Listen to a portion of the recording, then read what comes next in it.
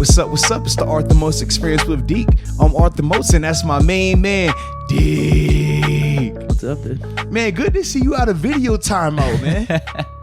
the people, I think they really like the fact that you was, had a little intermission in terms of your video availability. Yeah, it's deserved. It's definitely deserved. I don't know what they were more upset with. You picking against the team?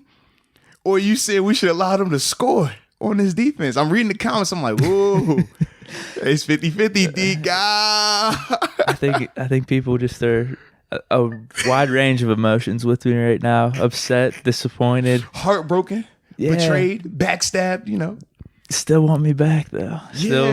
Still appreciate what I bring to the table. Yeah, you're like the Steelers, man. I like to think you're like the Steelers. Earlier in the year, it was bad. It was looking rough, but you couldn't kick the habit. You're like, bro, I still got to go to the game.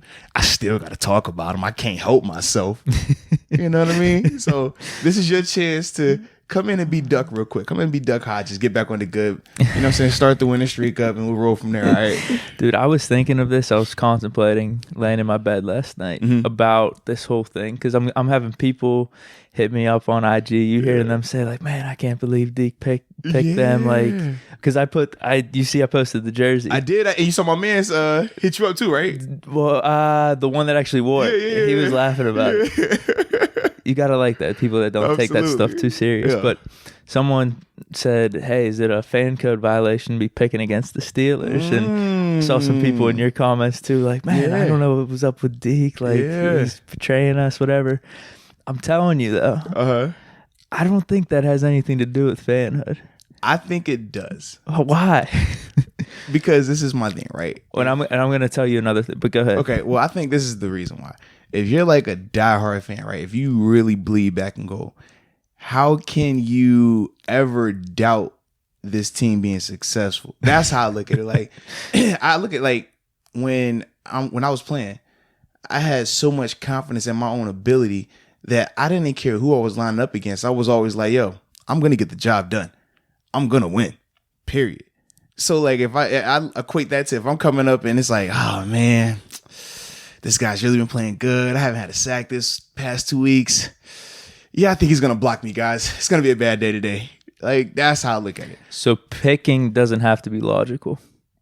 The predictions? Nah, I don't think so. Okay. Well, in your case, no, because this is how we do it, right? You operate solely out of the fandom, the pureness of your heart, your diehard love for the organization, right? The team.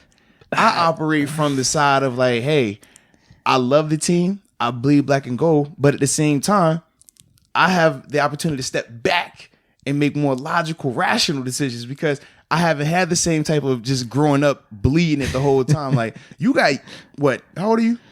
I'm 26. So you got 26 years of this thing, right? Yeah. I came here in 14?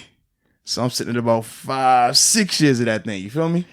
Yes. You see the difference? I see the difference. So I could be more like objective when I'm making my picks, when I'm dissecting the team.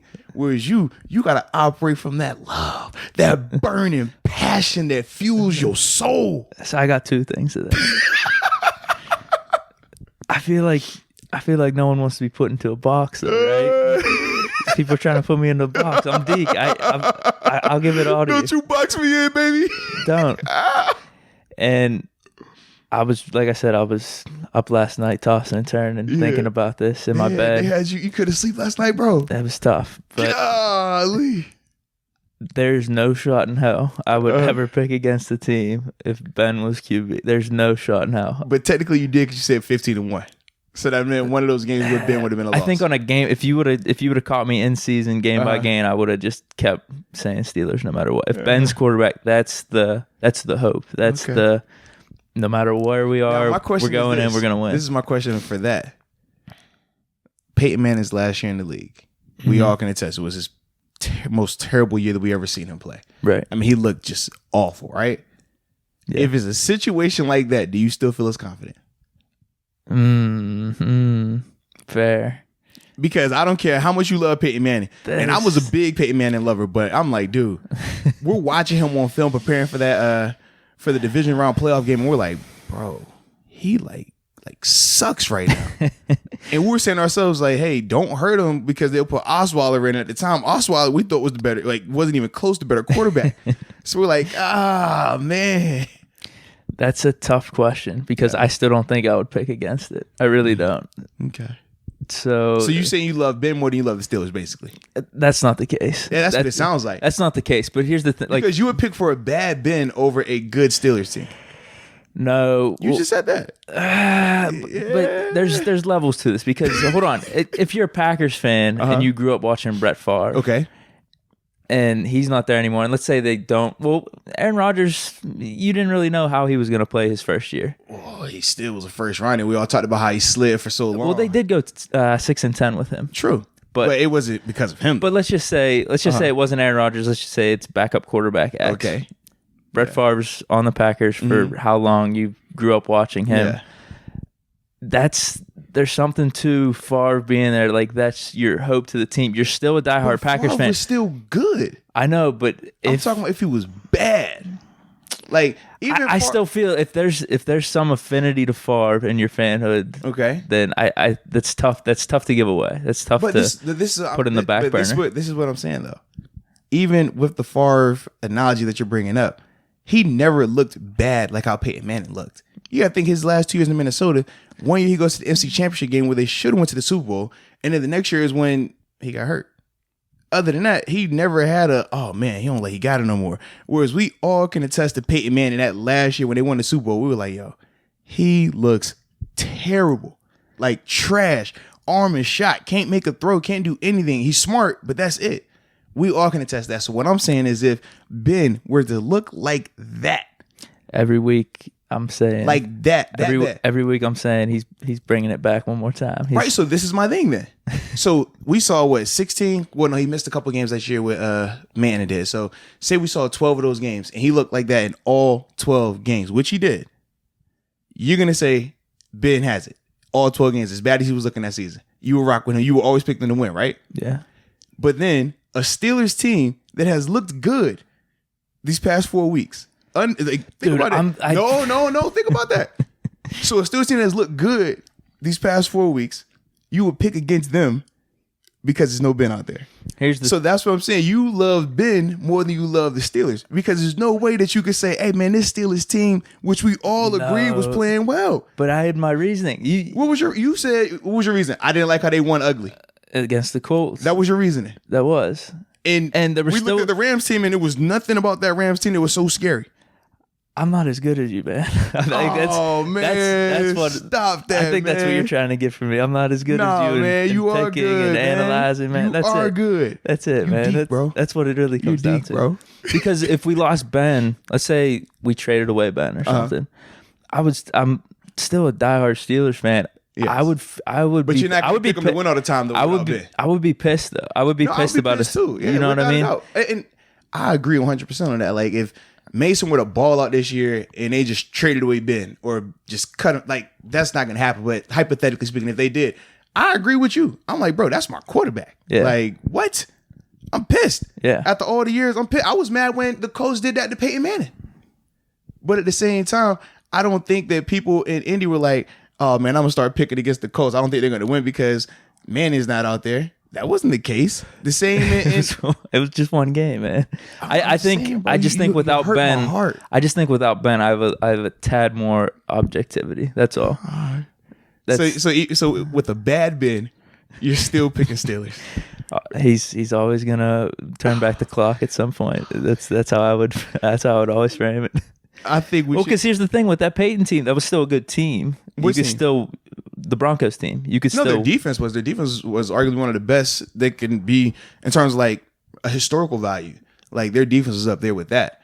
But prior to that, it was still games where it wasn't like they were walking in and you're like, oh no, this defense is elite like that. You didn't know their defense was on that level until you started seeing it happen in the playoffs. Until you started seeing what they did to Brady AFC Championship game, and then obviously they did the Cam Newton. That's when it got to, this defense is legit. Yeah. Before then, that wasn't the conversation. It was like, oh man, they got Vaughn, they got DeMarcus Ware, no fly zone, but you still had your skepticism about them. And then remember, they came here and we lit them up. And so then, that wasn't the case. Yeah. Well, even in that divisional round, we were without AB. Yeah. Were we with D'Angelo? No. It was third string running back. No D'Angelo, no L. Bell. Ben playing with bum arm, balling out. Martavis. He's the only one that threw for over 300 yards against them. And I think it was both those times. Both those games, yeah. Mm-hmm. So I always saw them as an overrated team, but whatever. Because of that. Right, but that's how I looked at it too.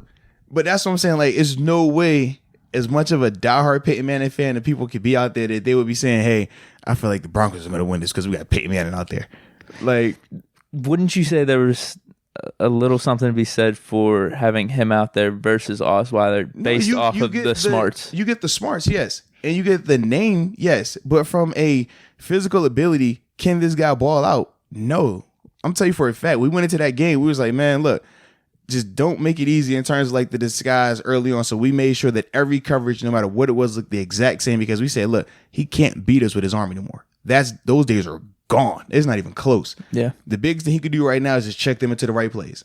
So we made sure that he could not check into any play that we weren't prepared for. That was it. We got robbed that game, dude. Oh, we did. Absolutely. The fake sack, God. He gets up and just takes off. Like, that was crazy. Yeah. The fumble, too. Yeah. It hurts. Absolutely, man. It hurts, man. Yeah. But anyway, that was that. This is now.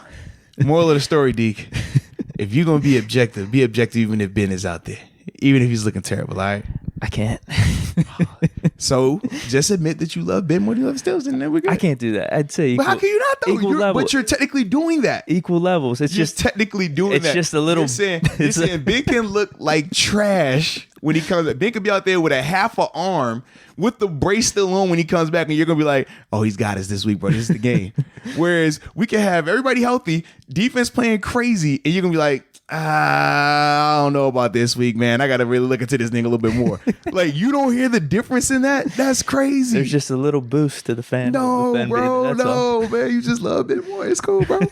I ain't tripping. I'm a quarterback, too. I ain't tripping, man. Hey. Most success I had was him. I'm a quarterback, man. Shoot, I ain't tripping. Believe that. Yeah, I'm with it. It ain't that way, but I could see. Cool, I could see why you think that. It's cool. Fine. I know deep down. It's like when you say 15-1. I'm not trying to be, over the top. Like, what? Said, man, that's me being humble. What? I would hate to see you not humble. Like, that's all I'm saying, bro. It's fair. I get it. It's Deke logic. I like Deke logic. Exactly. Deke is Deke. That's what Deke does. You can't put me in a box, right? Don't put him in a box, man. Exactly. You just, you your own guy. I like it, bro. Thanks, man. I like it. So, short week, man. Short week. I feel like we was just in here the other day recording, man. We were. Doing the recap to the Rams game. You was on video timeout. Now you back in action. And it's time to preview this new matchup. Yeah. Thursday night football. Short week. Steelers, Browns on the road, and the dog pound. Mm-hmm. How you feeling about the matchup, man? I don't want your prediction yet. Just how you feeling about it? I know. I am. I'll be honest. I wasn't feeling too hot about it. Okay. On the road at Cleveland. I don't know if primetime really favors us too much because they're not the hottest team in primetime either. Yeah. Well, actually, Steelers on primetime are like nasty. Right. Yeah. And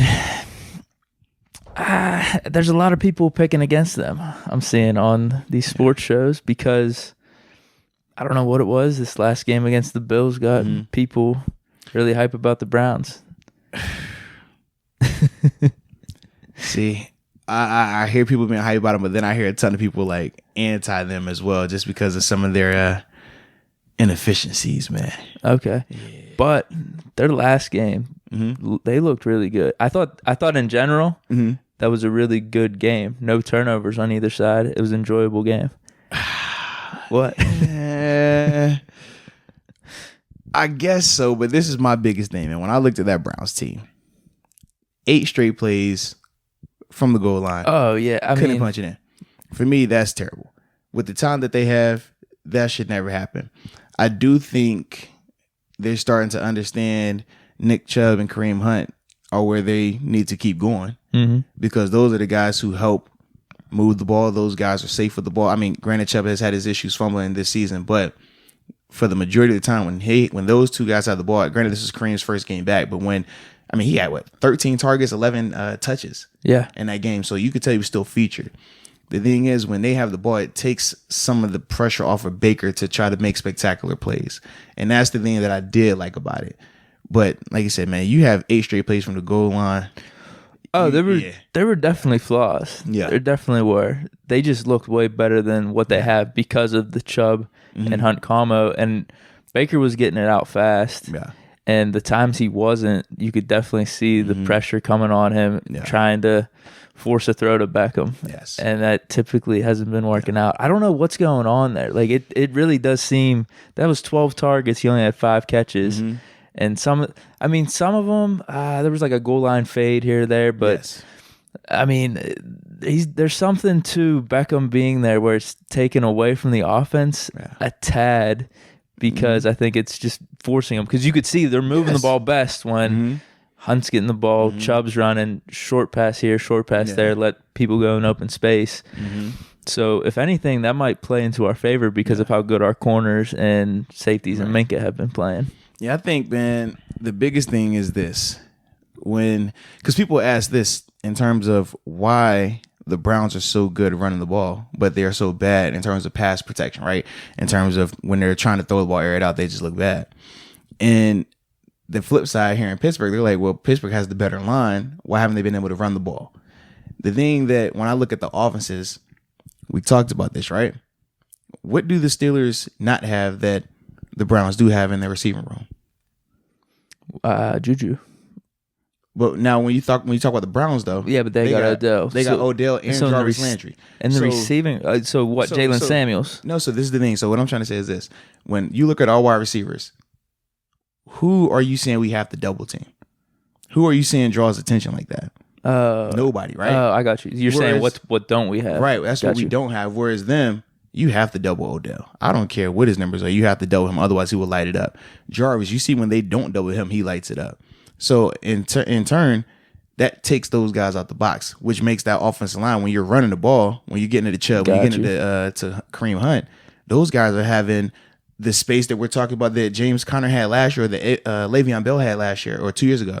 Like, that's what they're benefiting from. So that's why I'm like, they look good when they're running the ball. They look good when they're getting into those guys early, letting them make something happen, because they have the guys on the outside that are drawing so much attention.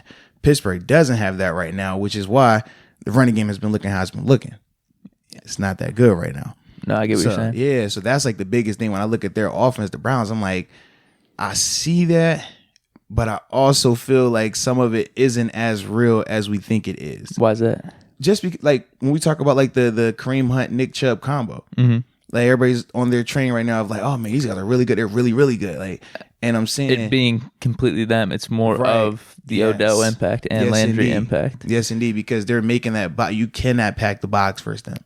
You can't do it. So even though their offense hasn't been looking the prettiest, especially with throwing to these receivers, that is where the impact is. Right. But that's why a lot of people that watch them always say, man, they need to just continue to lean on Chubb and Hunt. But the problem is, you talked about how they force the ball to Baker. They want to throw the ball. And that's the crazy part. It's like, let those guys attract that attention, but lean on the run. And then when people have to, pack the box, now you hit those guys, but they get impatient. And that's the realest problem that I see when I'm watching the Browns. It's like they don't understand that concept of, hey, if I just stay true to this running game, eventually they're going to have to come off these double teams. And that's when I can hit these guys for the big plays. They want to have the flash right now. And that's what's holding them back. I did not understand that when I was watching the game, because they were moving it so nice when they had those running backs getting the ball and the short thinking dunks. And then all of a sudden you're taking this long step drop back, trying to heave it up somewhere. And I mean, so from this standpoint, then what's the priority? You said we have to double Odell. Absolutely. Landry's got to be. Would you single AB? No, but.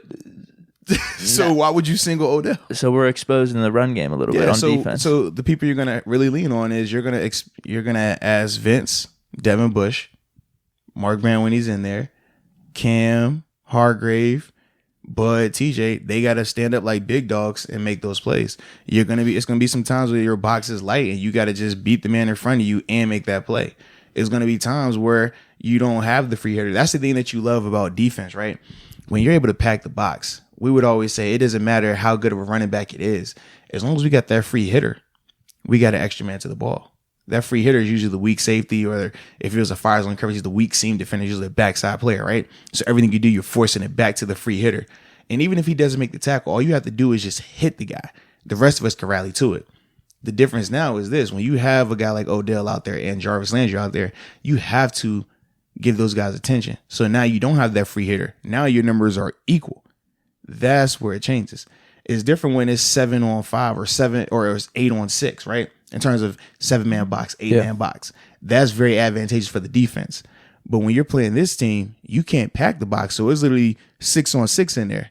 4 down linemen, 2 linebackers versus they 5 linemen. They're running back and maybe a tight end out there, a fullback. Like, that's the biggest difference in that. So now you really have to say, all right, I'm lined up across from you. I got to beat you and make this play. And that's the biggest difference. So most of these teams that they faced, defense-wise, I mean, the Bills probably had the best defense, but they haven't been able to effectively do that. But in turn, the Browns don't stick with it. They'll do it for a little bit, have some success, and they get greedy. So it's almost like they're outsmarting themselves. Hopefully they continue to outsmart themselves. Right. But if I'm watching them, I'm like, man, I'm going to run this ball 30 times and make you stop me. Yeah. Period. I got Kareem Hunt. I got Nick Chubb. I'm running this ball 30 times until you stop it. Hopefully they ain't listening to this, man. Yeah, you're right, man. But that's why people talk about how bad of a coach Freddie Kitchens is as well. You got 8 plays on the goal line and you're not even trying to pound it in. Like, what are you thinking? Like, you're trying to outsmart yourself. Well, they did, but they didn't get anything, though. Right, but it's after the fact of them trying to go to Odell, forcing it to him. Yeah. Like, that's what I'm saying. Like, you have to make – it's the identity thing. Is your identity we're running this ball or your identity we're trying to pass the ball? And they are clearly a pass-first identity. Like, it's clear when you watch them. Like, they want to throw the ball. But their best game this year versus the Ravens, they did what? Run that rock. Mm-hmm. That's what they got to do, man. So with the Bills' defense and our defense, I know the Bills have a very good defense. Yes. You were really high on them beginning of the year. Yeah. Do you think we have eclipsed them in terms of those guys being able to do better than what the Bills did last week, stopping the run? I think so. I think when you look at the talent that we've acquired, I think that gap definitely, it was closed when we got Devin Bush, and then we eclipsed them when you bring in Minka, because they don't have a player in that secondary that can do what Minka can do.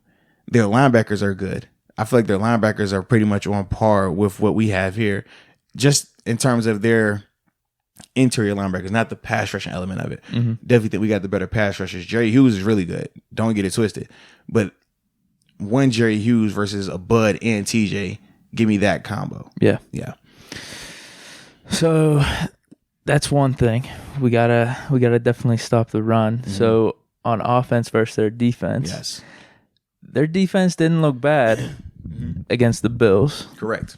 But I think we have everything better, probably except quarterback. Or it's even close, though. Hold on. Say that again. Everything better across the board over the Bills. Oh, over the on Bills. Offense. Yeah. Like Bills offense. Like that's what I'm saying. The Browns look pretty decent against them. Yeah. What do you think? Juju, Deontay Washington versus their receivers of Cole Beasley, John Brown, Zay Jones. The running backs, Singletary and Frank Gore versus James Conner. Well, we didn't have James Conner last week. We had Jalen Samuels. No, he's going to play. Well, yeah, he's going to play. Well, this is my only thing with that, too. Seriously. Practice once last week, right? Shut him down after Wednesday. He didn't. I mean, the practice on a short week like this, you know what the practice is? What? I did want to ask you about this. Yes, so I'll tell you what the practice is. Hey, put your jersey on, put your pants on, no cleats. All right, we're going to have you in the turf shoes. Good movement, but we nothing full speed because, it's a short weekend. We got to travel.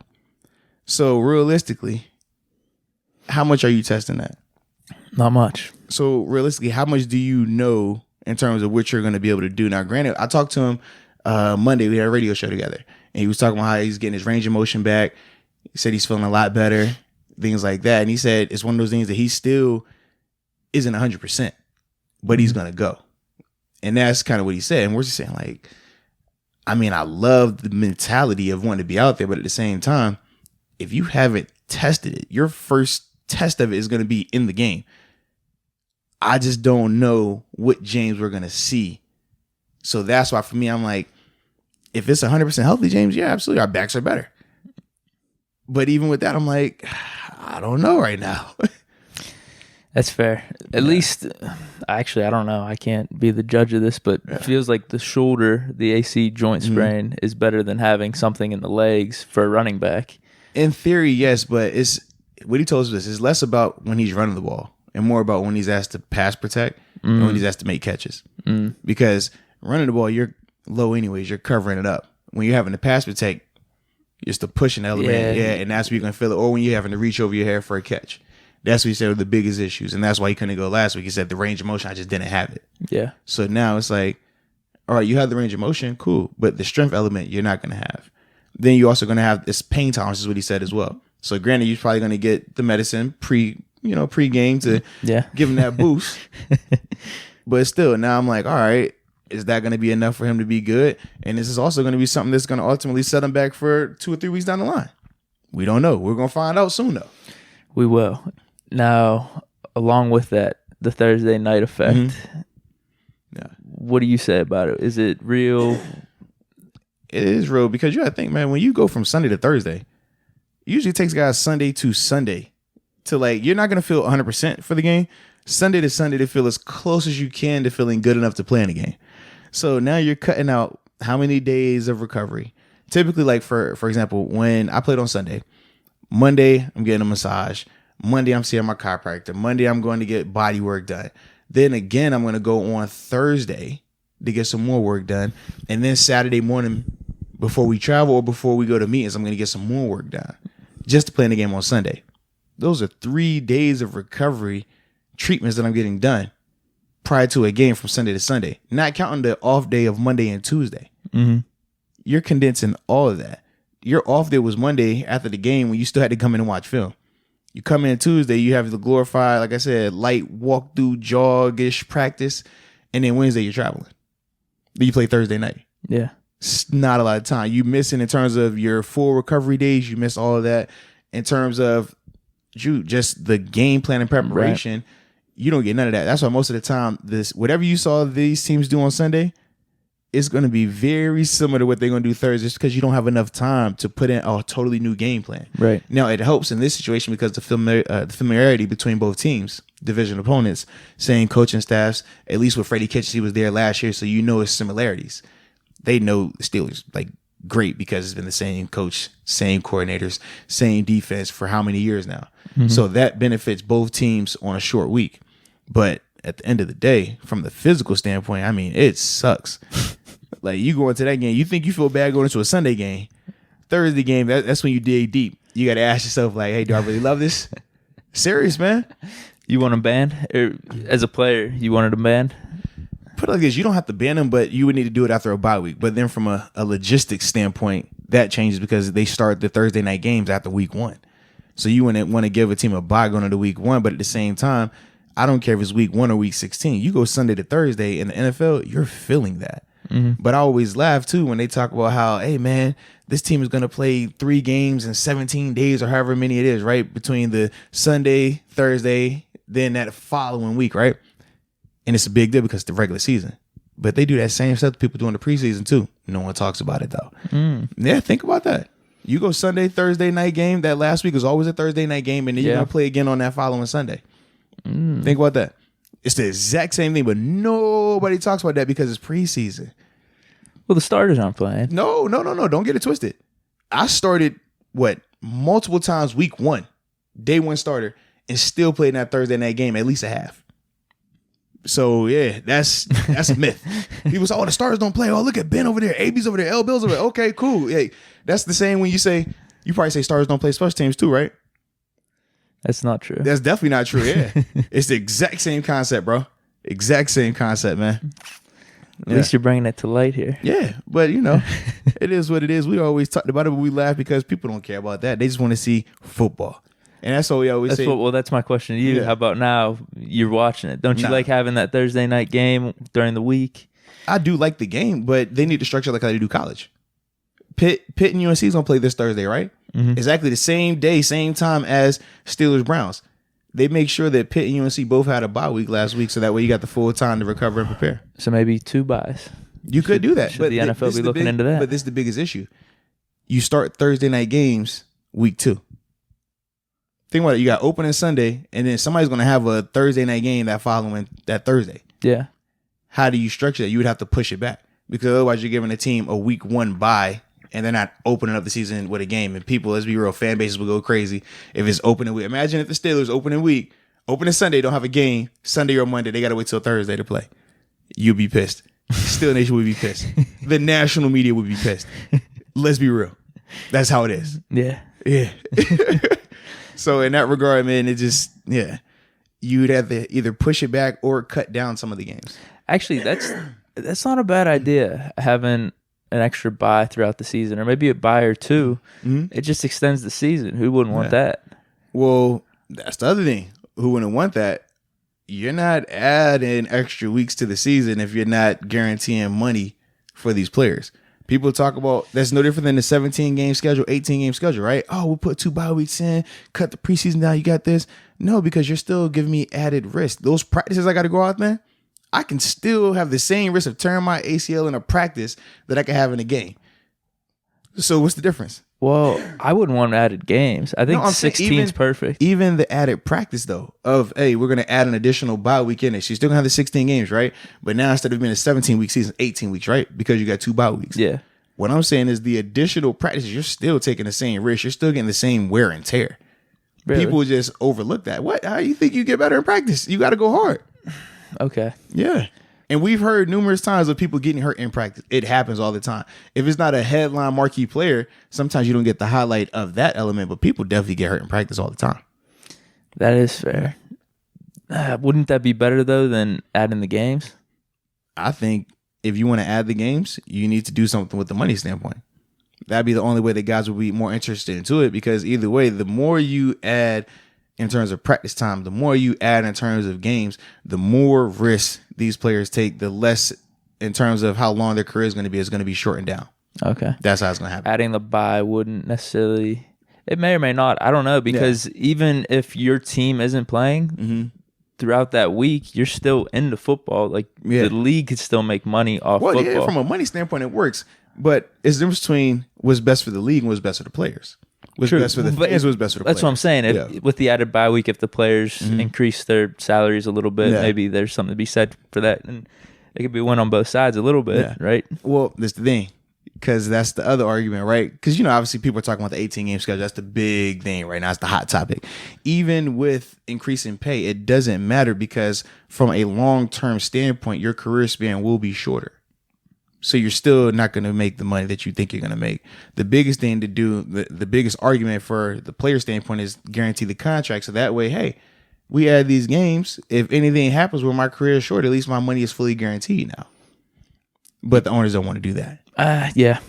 So there you have it. But that's the sticking point. That's probably the next thing, though, right? Well, that's the thing you're trying to accomplish. On both sides. Yeah, but for the owners, they want to expand it, but they don't want to guarantee the money because that puts them in the bind. If I guarantee your contract, you go out here and get hurt, or you go out here and retire, I'm stuck. Are they the only league that doesn't do that? Yes. Most violent league, too. Yeah, absolutely. We always laugh about it. Yeah. Well, anyway. So that's that element of it, absolutely. Man. All right, so we have the Thursday night effect and talking about all that. Now back to these Steelers offense here against them. I touched on that our playmakers or our offensive players potentially better than the Bills across the board, but we have our sticking points there. Yeah, we do. Because I feel like even we're talking our receivers. Okay, Juju, yes. But even with Juju, are we going off of this season what we're seeing from Juju? Or are we talking about what we seen from Juju last year? Because what have we seen from him this year to make you think he's better than a John Brown who's been lighting it up for Buffalo, or Cole Beasley who's been one of their most efficient receivers? That's fair. Yeah, that is fair. So that's why I always say, like, what are we looking off of? Because if we go off the numbers, Frank Gore and Devin Singletary, their rushing numbers are still better than what we have here in Pittsburgh. True. That's true. I guess in this, and that's fantasy too, fantasy and real life. I'm just throwing it out there. Yeah, I'm going off feel and name right now. You are strictly pretty. That's much what you did last week. Where's the Rams too? Feel and name. It's cool. It's cool. I ain't tripping. Yeah. But and then obviously with Mason, I guess this is the first one on the road away game. Oh, for Mason. Yeah. Thursday night. Yeah. Mm-hmm. Now, are you thinking anything in terms of that? No, just because he's so young. I remember when you think he doesn't even care? Like, it's just, can I do the young play-by-play thing? Right, and when you're young, it's less about you being able to get nervous because you don't really know what you should be nervous about. Like, you just are excited. Like, funny thing, I remember first time I got to play in a Thursday night game, I'm so hyped just because it's a Thursday. I'm like, yo, we get to play on a Thursday night. This is awesome. And I'm sitting here talking with Paul Postlesny, Andre Davis, and Reggie Torbor. All these dudes been playing in the league for like years. And they're hating. I'm like, yo, this sucks. This is so stupid. Why are we going to play on Thursday? Like, man, that wrist, da-da-da-da-da. Like, we ain't got no time to prepare. I'm like, bro, I'm 21. I'm like, bro, it's about to be crazy, man. It's a Thursday night game, and it's prime time, man. Everybody going to watch us. Like, bro, this is nuts. They're like, man, you crazy. Because I didn't know. I didn't know what my body was going to feel like. I didn't know, I'm going to be out there and I'm not really prepared mentally because, I only had a walkthrough. I had 2 walkthroughs and it was game time. And it's like, you just wanted to play. I just wanted to play. I was so hyped. Then as I got older, I'm like, oh yeah, this sucks, bro. What the heck? Like my back tight, my legs sore. I'm still feeling what happened to me on Sunday. Yeah, it changed. But Mason, he's young. He don't understand that right now. Mason ain't had that. He ain't had to deal with that yet. He's excited. Like, man, I'm about to play on Thursday night, prime time. I'm about to go out here and try to ball out division opponent. Like, that's your mindset when you're young. Devin Bush, that's his mindset. Man, it's a short week, man. I'm ready to do it. I'm ready to ball. That's how you think when you're young. Yeah. Let me benefits him a little bit, man. Let me prove everyone wrong. These Thursday nights are bum games. Yeah. Then after a while, then you get to year 2, year 3, like, nah, don't schedule us on that, bro. The only Thursday night game I want is the opener. That's it. With the banner coming down on us. That's the only one I want. With all this being said, are you concerned with that matchup at all? Or is it simply what we've been saying? What, our offense versus their defense? Yeah, don't turn the ball over. I am concerned, and here's why. I talked about it with James Conner in terms of his availability. Granted, he's balled out every time he's played against Cleveland, but what is his health status right now? Mm-hmm. That's the biggest question mark. Now, if he goes out here and he looks great, if I see him in those first 2 series and he's looking strong, arm moving well, hey, it's going to be a great night. If he's not, well, now I have my concerns because we saw what the running game looked like without him. Yes. Even with your boy Jalen Samuels in there, we saw what it looked like. Yes. So that's my thing. You don't like Tony Brooks James. Oh, yeah. Wait, what's the status on Snell? I have no clue. He's probably not playing, huh? He's coming off of a knee. Remember he had he's out a while. Yeah, he had the was it the meniscus? Yeah, cleaned up his meniscus. It takes a couple weeks. Damn. Yeah. Like you can put him out there you want to. Yeah, you can turn a couple week thing into, hey, I see you next year. You know? But my biggest concern is this. Granted, they're gonna have a tall task in pass blocking. Myles Garrett coming in this game with 10 sacks. You obviously got Olivier Vernon, who's been balling out too. Their corners, Denzel Ward, Greedy Williams. I'm looking at them, I'm like, all right. At least last week, I felt like, hey, their number 2 corner wasn't good. Mm-hmm. But I'm looking at this like, which one is your 1? Which one is your 2? I would assume Denzel Ward is your 1. Mm-hmm. But Greedy, let's be real, he's nice. So that's my concern with that. But the thing that I do feel helps us out in that element is this. If it's Juju and Deontay out there, and those are the guys they matched up with, who's the answer for James Washington? That's the thing I'm most excited about. And seeing him the past 2 weeks, how he's continued to get better, even though he had to fumble last week, just from a statistical standpoint, the catches, the run after, seeing that is looking like the light is starting to click. And this is the real week to find out. It's like we always tell people, anyone could do it once. You do it twice, all right. Is it a fluke? Is it not? But you do it that third time. Now this is what I'm expecting from you. This is like you showing that this is a habit. You don't just fall into something 3 times. So for me, that's why I'm just like, okay, if he could put it together again Thursday night, then that bodes extremely well for this team. And just seeing him and Mason, the comfort level that they were displaying, I'm like, yes, that's what we all been waiting on. That's what we thought was going to happen as soon as Mason came in. True. But now it's like, okay, it took a couple weeks, but now it's here. We've seen that. Like, show us that again, because that's the answer they don't have. And even if, okay, it's Denzel and Greedy on Juju and James Washington, well, now Deontay Johnson, now that's you. Mm-hmm. That's your job. You make that, you exploit that matchup. Whoever that third corner is on you, you got to win. And that's the thing that I feel most, I guess, good about. Because I do feel like our defense is going to get turnovers. I mean, Baker, I don't care what, like, he took care of the ball last week. The man got 12 interceptions coming into this game. He's going to turn the ball over, period.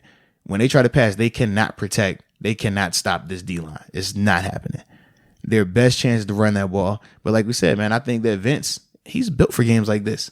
Vince, man, you talk about, we used to call him 9-on-7 linebacker because it was a drill where you got 9 guys on offense, 7 guys on defense, and you better have some boy dogs over there on defense if you want to win that drill. And that's what he specializes in. He's going to make every tackle out there. You're not blocking him, period. Not no run game. This is your type of game. If they want to play that, hey, we're gonna give you a heavy dose of Chubb and Hunt. Well, give me a heavy dose of 98. What you got from me, Vince? Like Bence. Put some respect on it. So that's what I want to see. No, definitely. And that's the thing, is that there's things that are concerning, but there's something to. It's the Browns. We've seen them outthink themselves. Yeah. Thursday night, now people are saying, oh, could they be something based off the last game, them beating the Bills.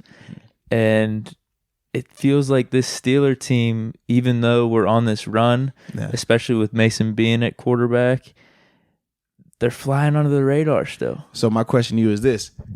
Typically, my experiences as a Steeler playing against the Browns, they treated this game like their Super Bowl. They came out and gave you their absolute There's no way they're best treating shot. that now. And why is that? Because maybe they think they're better than what they are, or maybe they think they're better than us. I don't know. Do you agree with me? Or do you think they still are? I see both sides. I see them saying to themselves, hey, this is a big game. Baker has not beat the Steelers yet. Granted, Ben's not out there, but they don't care about that. And they know this. If we beat the Steelers on Sunday, beat the Steelers on Thursday, got the Dolphins the following week, and then go back and play the Steelers again that following Sunday, that 3-game span for them could put them in playoff contention and ultimately kill our playoff hopes if they beat us 2 times in these 3 weeks. So for them, I don't think they're overlooking, or I don't think they're going to look down and say, oh, man, it's just Steelers. I think they're coming out extremely I don't think they're hot for this overlooking. game. Yeah, I don't think they're overlooking. Right. I think this is like when we talked about must-wins for us, that's how I think they're viewing this game. Like, yo, this is the game we got to have. I think that's my point, though. Yeah. Is there's a lot of pressure there on this one game for them. I don't think that's pressure for them, though. Why? Because you have to they're gonna get heat if they lose this one. But haven't they already got heat? Yes, they got it worse than us. You know why? Because we haven't had our franchise quarterback. So that's always been our underlying excuse. If this season goes terrible, the built-in excuse. That's what I mean.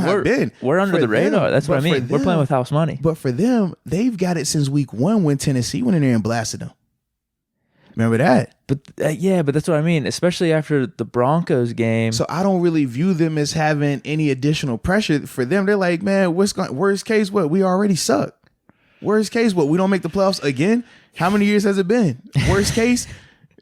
There was a lot of hype for them this year, though. Oh, I agree 100%. But I'm saying, like, you can't tell me up to this point they haven't been dogged from the media.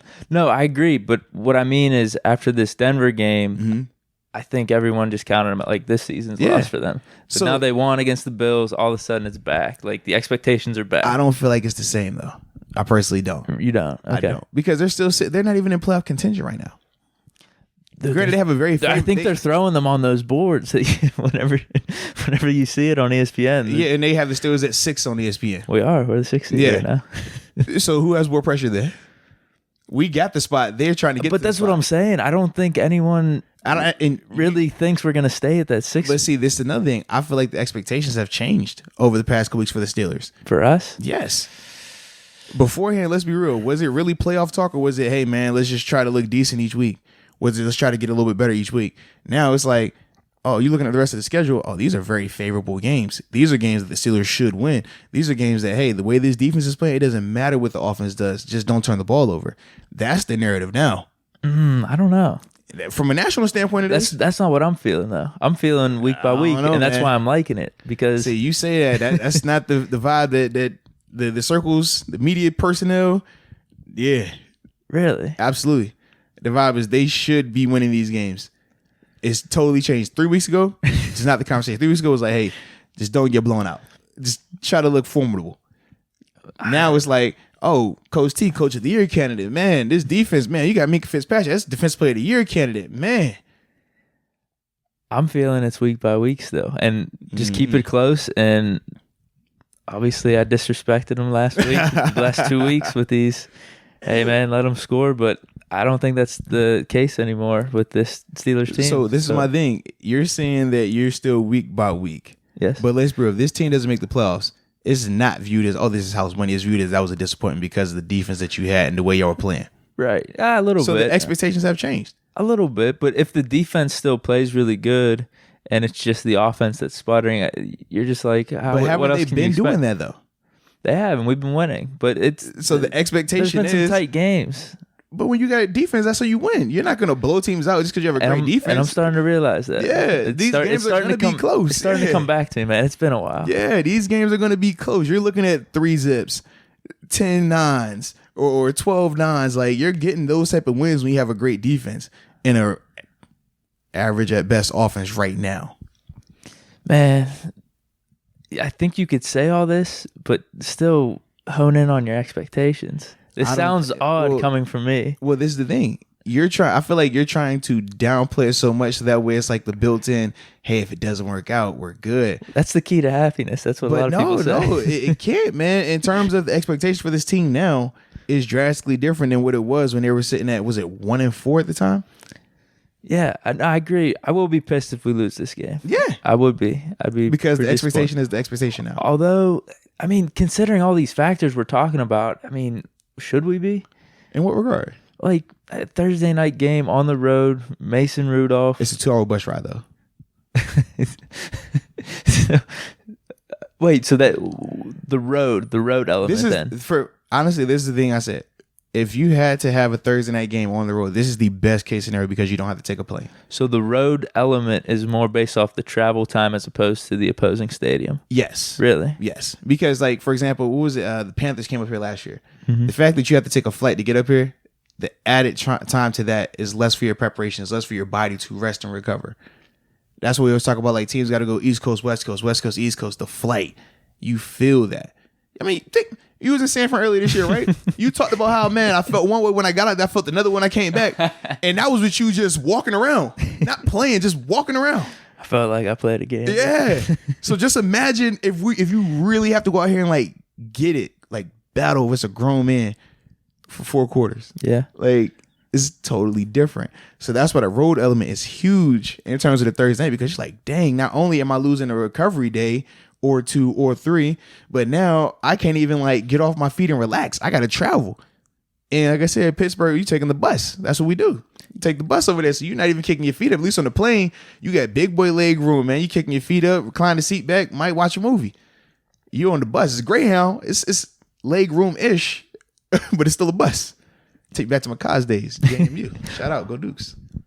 I'm trying to go back to what you've said before. Mm-hmm. It's the NFL. Every game is going to be tough. Like, even the Browns are 3-6. They don't look bad. They played the Pats tough. The Dolphins, the tanking team. Yes. They're not even slated to have a top 4 pick right now. Right. And they were tanking, remember? Yes. They have no talent. Remember, they traded all their talent away. It's the NFL. Every team is good. But that still doesn't change the expectation for a certain team. Where are yours at? For mine? Yeah. This team should make the playoffs. Okay. That's my expectations. They should make the playoffs.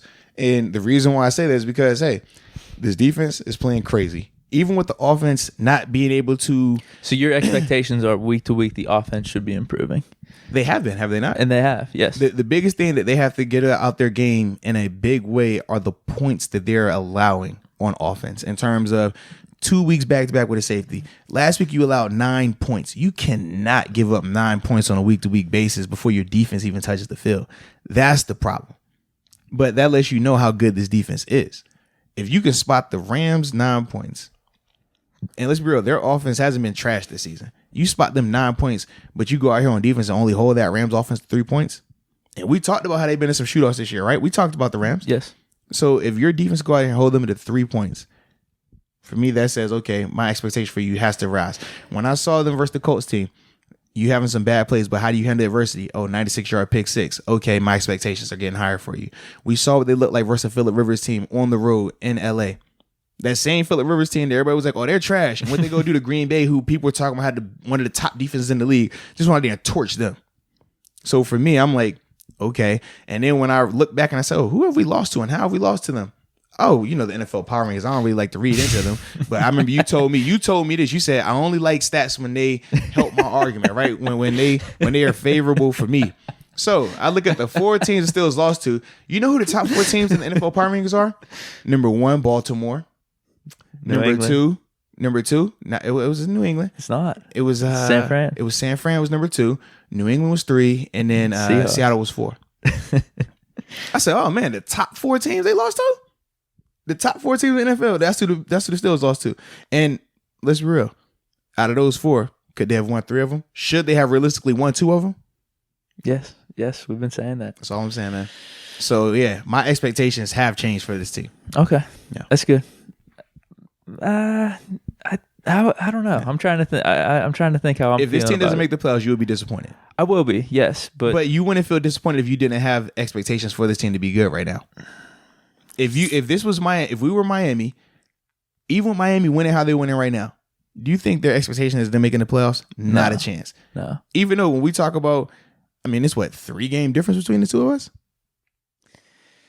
Yeah, I'm trying to think how to gauge all this. I think I'm just looking at it week by week, and obviously I was saying, can we make some noise and all that stuff last week, but I think I still have something tempered. Like I had this whole epiphany on the last podcast. You could tell, I'm trying to be excited, I'm trying to be hyped, but I'm really starting to temper it a little bit and trying to be a little more realistic. Picking against the team, you know how you do, man. Yeah, you know how you do, man.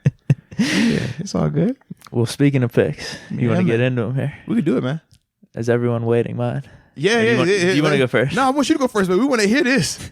Let's hear what Deke has to say. Give it to us now, Deke. Give it to us now. It's going to be low scoring. Okay. It's definitely going to be low scoring. Because you predicted what? Low scoring by the Steelers last week, 17 points. 30 points by the Rams. Yes. Well, actually, hold on. Before I get into this, I wanted to say something about the turnovers real quick. And about us giving up 9 points right off the bat to the Rams. What's frustrating is because we've been talking about this with Mason, just don't turn the ball over. And he hasn't. Those turnovers, the ones with the snap and the ones with the fumbles are the more frustrating ones, in my opinion. You say Mason hasn't, but both of those safeties are a direct relation to him. True. So all of that. Or is it the play? A play action down on the goal line. You're the quarterback, are you not? What do you mean? If you're the quarterback and you don't think this is a good play, so you can't check out of that play. I don't know. We haven't seen. No. We haven't seen him make an adjustment before at the line of scrimmage. Okay, I don't know what his responsibilities are. No, okay. Don't you try to do that now. No, you're the quarterback. It's already been clear cut. Duck. Remember what they say? No. Hey, Coach Tom, were you thinking about going to Duck at any point in that game? Next question. Who started this week?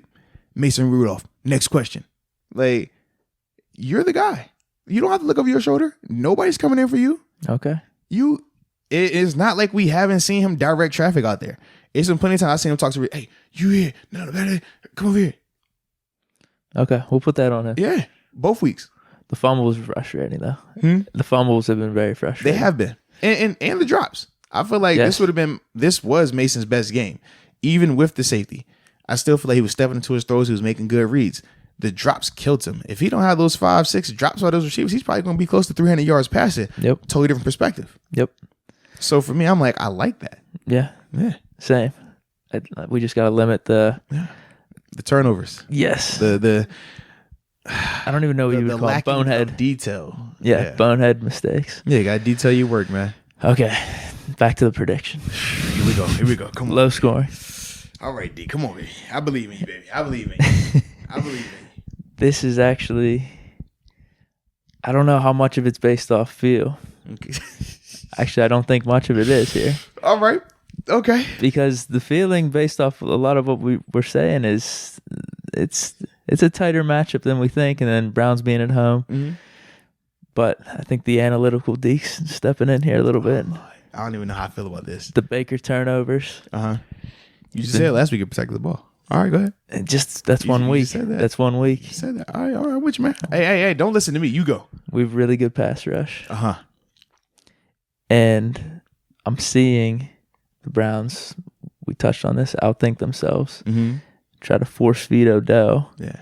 Sure. Lack of coaching. It might be simple this week. All right, keep going.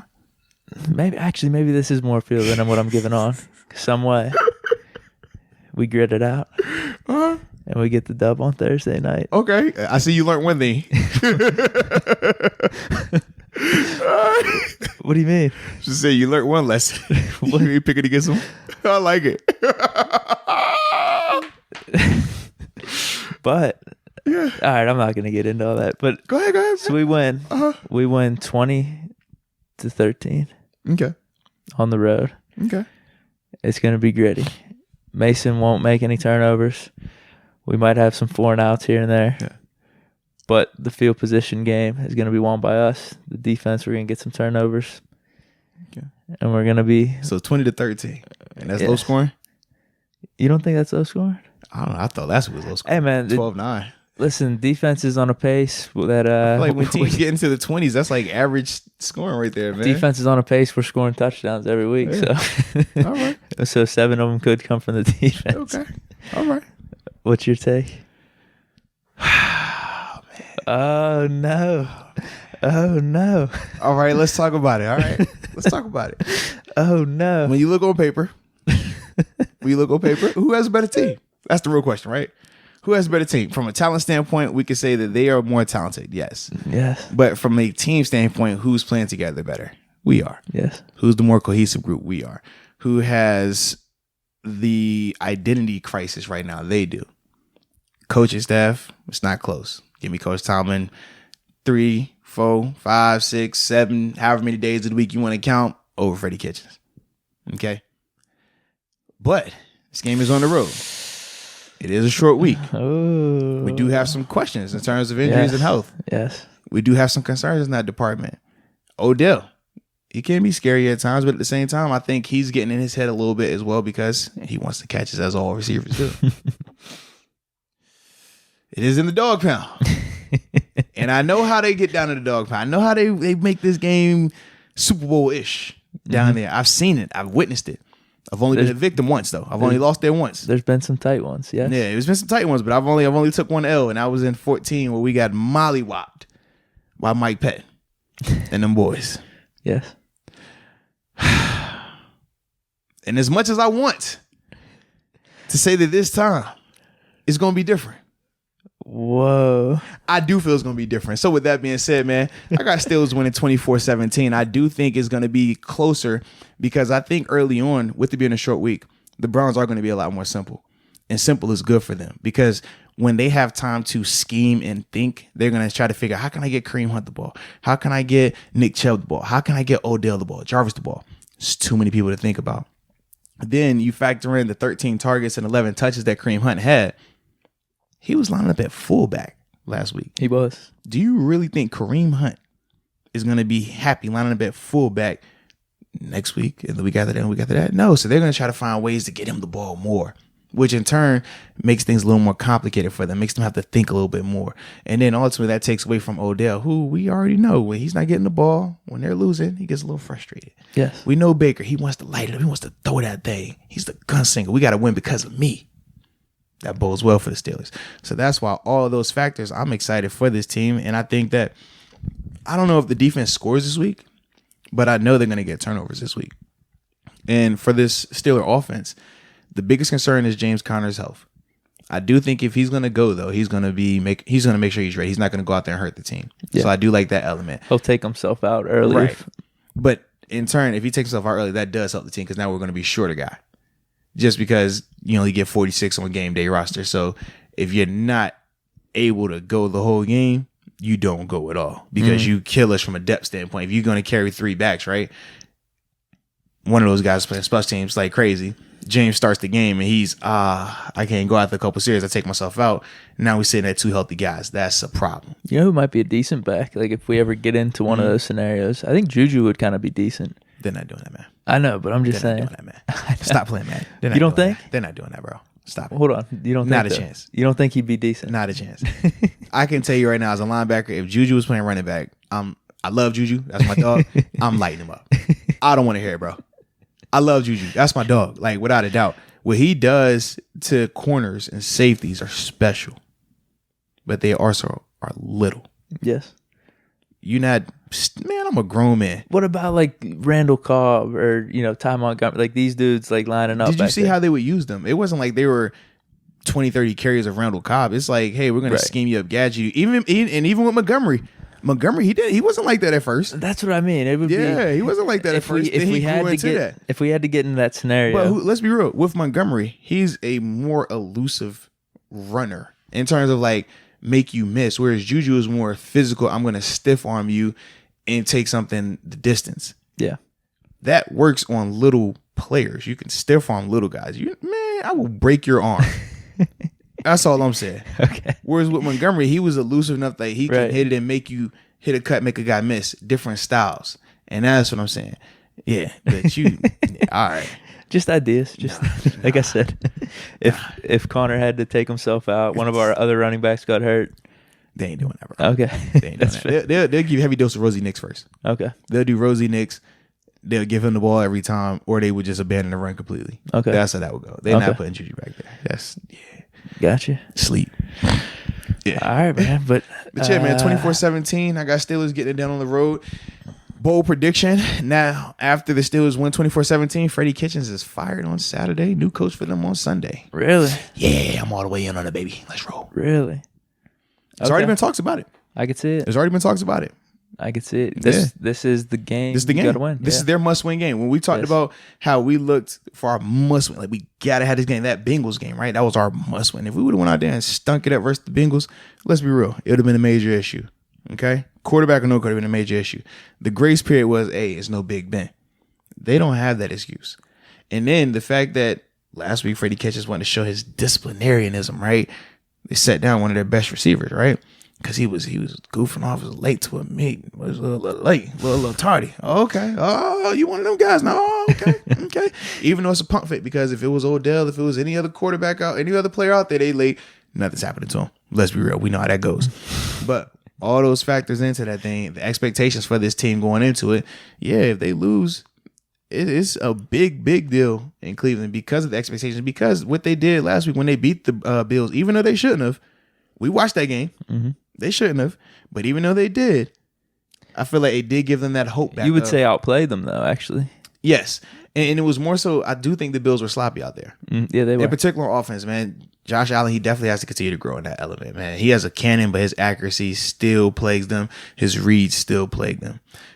But that's neither here nor there. Right. The fact that matters for the Browns, this is their must-win, and they have to get it done. No excuse for them. That's why I say Steelers win 24-17. Kitchens fired on Saturday. We'll be drinking champagne on Sunday. Yes, sir. I'm good with that, baby. I'm good with that, then. Like that. Anything we're missing here? Oh man, if you're in the Cleveland area, we'll be out there tailgating, man. Oh yeah. Yeah, I think it's called the Pit. That's what they call their area. So we'll be in the Pit. Shout out to us. Still a game. We come in the on building. the show. Pull up on us, man. We'll interview you. If your prediction game's strong, you will get featured. Believe us. You see the vids, man. We out there. It is hot right now. It is, man. Hey, so if you want to have your chance to be on the Arthur Moats show, you want to be on the Tailgate show, man, you want to get featured, come on out there, man. We'll be in the pit. You can't miss us, man. Just say. And if you got any questions, man, just hit us up on social media, Twitter, Facebook, IG, all that stuff, man. You know, we at Chilling with Deke, The Body 52, or Still a Gang. That's STILLER gang. All right. Yes, sir. So yeah, with all that being said, man, we're gonna be riding home happy from Cleveland here. Absolutely, man. Based off these predictions. And Deke is no longer in video timeout, ladies and gentlemen. I'm all back. right, he's back. Got the scarf on. I'm looking snazzy. You see the drip. So we definitely appreciate y'all for tuning in, man. As always, love. And until next time, peace.